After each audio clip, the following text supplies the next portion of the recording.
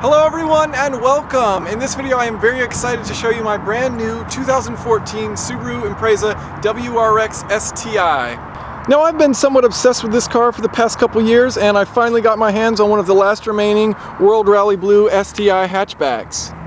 In fact, you can no longer order these. Ordering closed in December of 2013, so I was very lucky to get one this past March. This vehicle has a 305 horsepower, 2.5 liter boxer engine, all-wheel drive with front and rear limited slip differentials. The hatch comes standard with fog lights. Lightweight 18-inch BBS forged wheels with 4 piston Brembo brakes up in the front and 2 piston Brembos in the rear. The front suspension is an inverted strut type, while the rear is a double wishbone, and both the front and rear have these stabilizer bars. Here is the SPT stainless steel exhaust. So let's take a look under the hood and see what this massive hood scoop is feeding.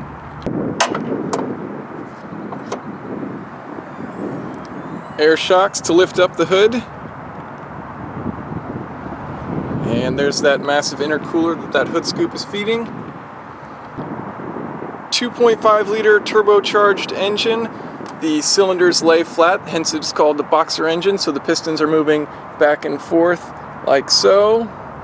Up front we have our air intake going to your air filter, feeding back to the turbo. From the turbo it'll go into the intercooler, then into the intake manifold, which you see here in red, which then distributes it to the 4 cylinders.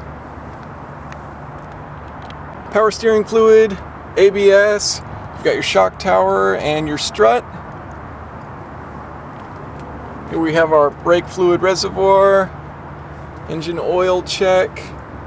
Our radiator cap is back here. We've got our coolant reservoir right here, windshield washer fluid, battery, and your fuse box. In front you can see the alternator.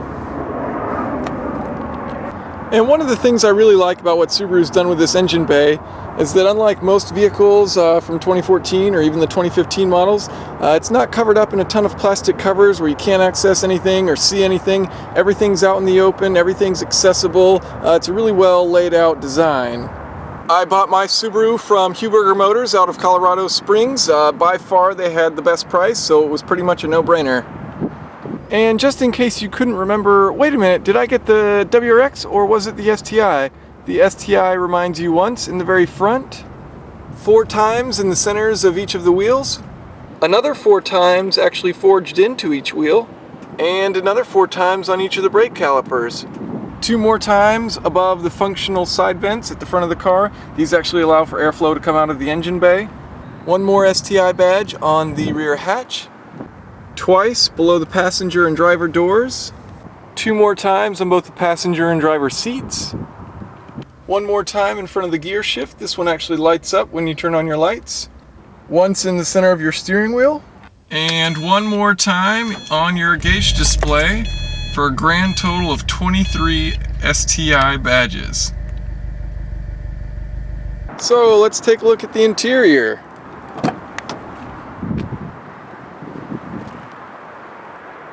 STI bucket seats with Alcantara and leather trim. The interior very straightforward, everything's pretty much black. Just a simple, straightforward interior. Power windows, automatic for the driver, power window lock, and locking and unlocking the doors. Here we have the pedals. The STI has hill assist and brake assist. So if you're sitting on a hill and you're holding the clutch and the brake, when you release the brake, it will hold you in place. It'll keep applying brake pressure and then let up once you get on the gas. For the brake assist, if you hit this brake with a pretty quick velocity and pretty hard force, it will automatically apply the maximum braking force for you and bring the car to a stop as fast as it is possible. To the left of the steering wheel, we have the different brightness settings for the instrument cluster. we've got power control of the left and right mirrors, and then you can also adjust the height of your HID headlights. So if you've got a bunch of weight in the back, the car will kind of rest back low and the lights will be shining up, so you can turn this down and it'll move your headlights down. So we can just check out the HID adjustment right here really quickly. Basically, I'm just going to take this wheel right here and rotate it down, and you can see it move the lights down. And that's kind of if you've got, a bunch of stuff in the trunk or something like that, a bunch of people in the car, weight pulling it down, then you don't want to be shining your bright HIDs into the car in front of you. But if it's just you in the car and nothing really else, then you can raise them up so you can have great visibility and some nice, clean, bright lights. On the steering wheel, you've got radio controls, Bluetooth for calling, cruise control as well. Here we've got our light controls, and since this is the hatch, it does come with fog lights as well. Here is the instrument cluster. So it lights up in kind of a neon orange red. You can see the fuel and coolant temperature, tachometer in the center, and the speedometer. Another cool feature of this instrument panel here is you can set a Rev Warning Limiter, and so what this will do is I've got it set at 6,000, so when it gets to 6,000 it'll beep at me, and it'll also flash this red light just above the center of the tachometer wheel right here. I also added on the boost gauge, so this is the SPT boost gauge. It gives you your engine vacuum in mercury and your boost in PSI. Behind the boost gauge, we've got our clock, also gives you your temperature and your average fuel economy. So 20.4 on this tank, and I have been kind of thrashing it. So overall, I've gotten 22.5. I've got 1,140 miles on it. Got this about 3 weeks ago with 8 miles on it.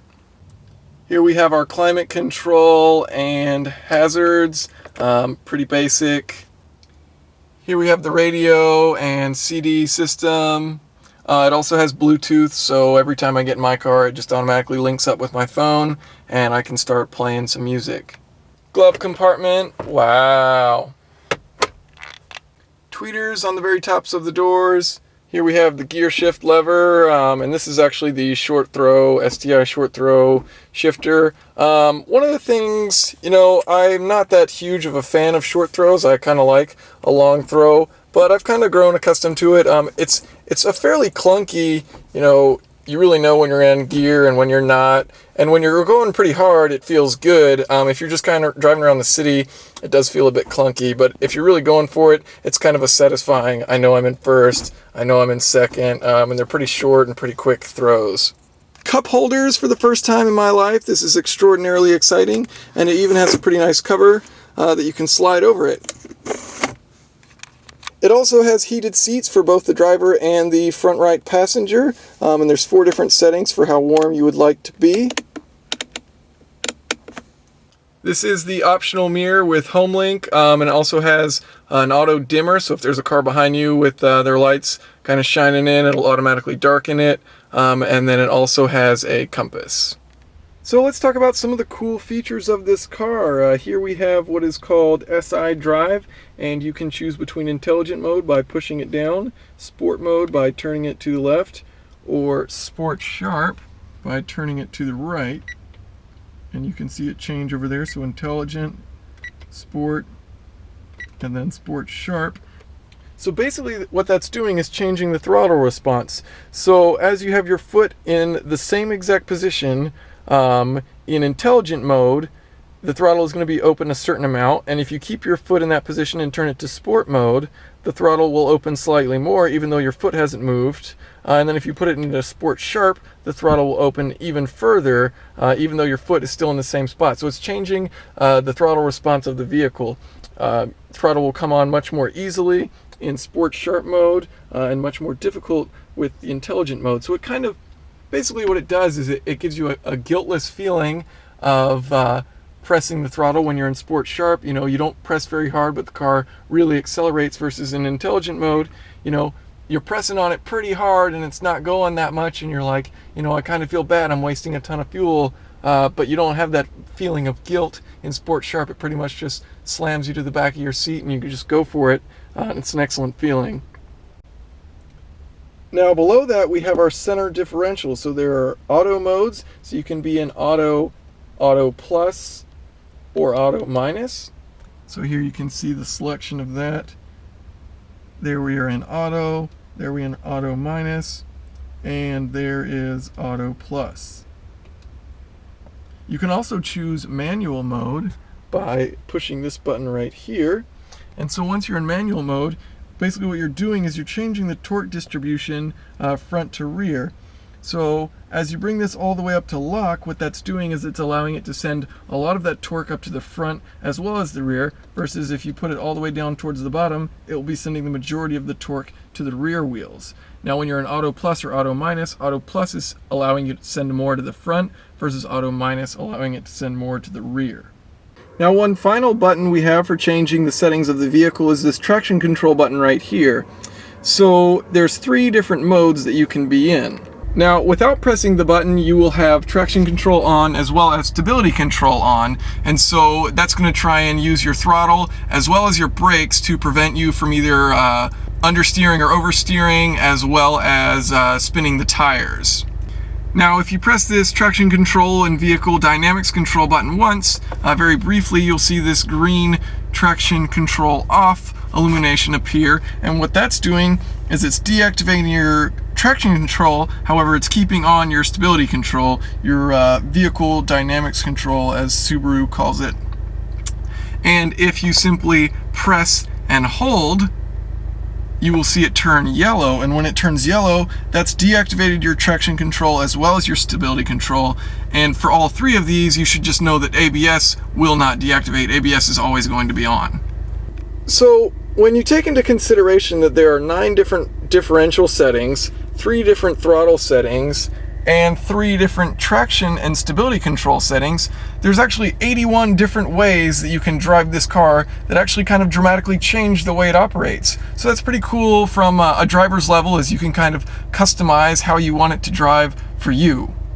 And also, obviously, there are many benefits to being able to change these. For example, if you're in the snow, you want to lock up the differential here so that you can have maximum traction, have maximum power going to the front and the rear. If you're on a track, you want more power going to the rear so that the front tires can be used for steering and braking rather than all of the power delivery. And you've got your weight transfer to the back, so you want to have that. And then you've got different stability settings, so if you're in the rain or snow and you don't want your tires spinning, you can turn those on. And if you want to drive with a little bit better fuel economy, you can just leave it on intelligence so you're not getting into those higher boost levels right here. Here we have our rear seats, and they can completely fold down so you can have plenty of space in the back. That's why I got the hatchback, is there's just a ton of space in the back once you fold those down. Here's the rear of the car with the hatch up. You can see there's a cargo tray here, weatherproof cargo tray. It's already seen some pretty good use, got some mud all over it, went camping, and it's pretty nice having that back there to be able to throw whatever you want in it. So here we have with the rear seats folded down, as you can see there's tons of space. You can fit a bicycle back here, pretty much whatever you want, twin size mattress, and what other sports car can you do that in? I mean, what car can you go 0 to 60 in less than 5 seconds and still fit everything you've ever owned in the back of the car? Underneath, you've got your spare tire and tools. It even has a location to put the center passenger seat belt and keep that secured in the back in case you did fold down your chairs. So let's go ahead and start it up, see how it sounds. So a pretty aggressive rumble. It's got unequal length headers, so what that does is kind of changes when the exhaust pulses are exiting, so it kind of gives it that distinct rumble as the exhaust pulses kind of line up together in pairs of 2 at an uneven rate. So I'll just do some engine revs from the interior, the exterior, and right next to the exhaust.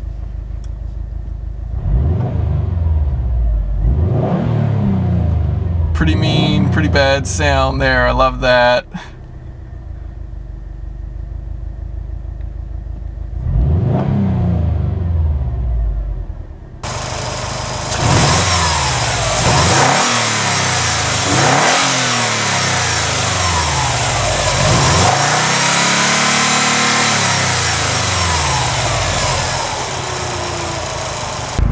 Now this is the SPT performance exhaust, so it will be a bit louder than the standard exhaust.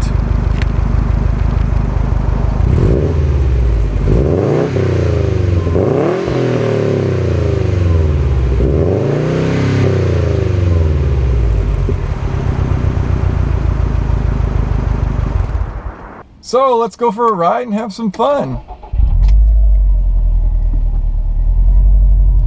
Now I've got 1,140 miles on this, so I've already gone through Subaru's recommended break-in period of 1,000 miles and not going over 4,000 RPM. And then once I hit 1,000 miles, I went ahead and changed the oil just to be safe. They don't recommend doing that. You don't have to, and it's probably just some old thing that back in the day when engines weren't manufactured as well, you should do that. But I went ahead and did it, played it safe. There's a lot of controversy on engine break-ins, but my philosophy is the manufacturers are the ones that create it. They're the ones that warrant it. They want it to last as long as possible so that they don't have to spend any money fixing it, and that's kind of the same boat I'm in. I don't want to spend any money fixing it. I want it to last as long as possible. So I'm going to go with their methodology and do the light break-in rather than the controversial, very hard break-in, just because I want this thing to last as long as it possibly can. Yeah, so that's kind of my philosophy on engine break-ins. I know everyone's got their own, and it's just a controversial subject, but honestly, I just think you should go with what the manufacturer recommends.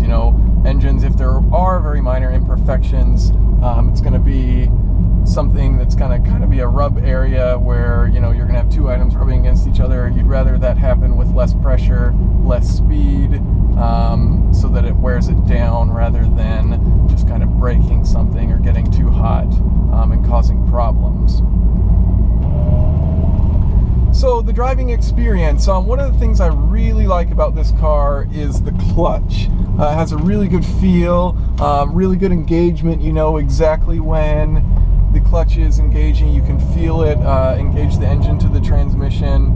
The shifter, like I said, it's kind of notchy. You kind of force it into place, but it feels good when you're really going for it. So it is a fun shifter, and I don't know if that kind of notchy feel is just because it's the short throw rather than the regular one, but it definitely does require a little bit of force versus my old Integra, which is pretty much what I have to compare with. The Integra is a very buttery, you just throw it right in, it doesn't even feel it, very smooth transmission, versus this is kind of a notchy, you're in place. But I have no doubt that it's a strong transmission and it'll last. A lot of people put a lot more power into these vehicles and the transmissions seem to be fine, so nothing there. A lot of people talk about, a couple things with this car, not having a nice interior, which I find totally ridiculous. The interior's really nice for me, but I'm coming from a 1999 Acura Integra. It's a 15-year newer vehicle, so of course I'm going to think it's nice, I guess. The seats feel great. Where your elbows rest is kind of a soft, cushiony area. If you're in like a normal driving position, everything else, yeah, it's hard touch, but it's also lightweight, and that's kind of what this car is going for. High power, lightweight, super practical, go anywhere vehicle. You can go to the mountains, and you can go in the mud, and you can go on a track, and there's not many cars that can do all of those things, also be as quick, and also cost, it's definitely not cheap, but for what you get, it's a pretty good bang for the buck vehicle. Another thing a lot of reviewers talk about with this car is it being kind of firm, but honestly, it is firm and it stays pretty flat in the corners. But it's a comfortable ride. It's certainly comfortable to ride around. My Integra's on coilovers, and it's much harsher than this. And the cabin noise is also much louder in the Integra. So overall, in the Subaru, I mean, it feels really good compared to that. The seats are more comfortable, the suspension is better, and it stays flat in the corners. So I really couldn't ask for more from the suspension in this vehicle. I think it's honestly perfect. I mean, I use it as a daily driver, and for that reason, I don't find it that stiff. I mean, sure, there's areas where it could be a little harsh for some, maybe, but I'm young and nimble and can handle this kind of thing, I guess. So what I'm gonna do is just go for a quick highway pull, and it's gonna be a blast because this car is ridiculously quick. Once again, you know, I'm just comparing it to my Acura, and compared to my Acura, it is ridiculously quick. If you're someone who has a 300 or 400 horsepower car and you're coming to this, you know, honestly, I think it's probably a bit quicker than most 300 horsepower cars simply because it's turbocharged. So the whole area under the curve is a lot greater because you'll get your boost fairly early on, and then you've got all kinds of power once you're in the boost range. So I'm going to go ahead and put it in Sport Sharp, slow down a bit here, and pop it into second gear. Then we'll go ahead and merge onto the highway.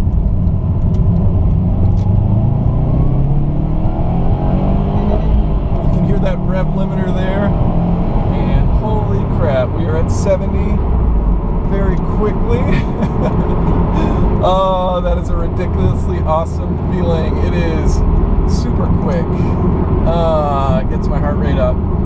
Yeah, it's awesome. It's a blast. All-wheel drive, you've got unlimited grip, and it just pulls when you stomp on that accelerator. An excellent feeling. So right after I got my oil changed at 1,000 miles, I drove home and I told my girlfriend, you know, let's go for a ride. And I really hadn't matted on it at all, hadn't really romped on this vehicle yet. So I was like, hey, let's go for some quick highway pulls. And so we got in and we were just cracking up the whole time because honestly, it's just hilarious and ridiculous how quick this vehicle is once you step on the accelerator. It's just too much fun. Yeah, I mean, that's all I can really say. It's just a blast. It's an absolute blast driving this thing. So we are at 30 miles per hour right now, just going around, about to merge onto the highway, and I'm going to stomp on it once we're kind of straightening out.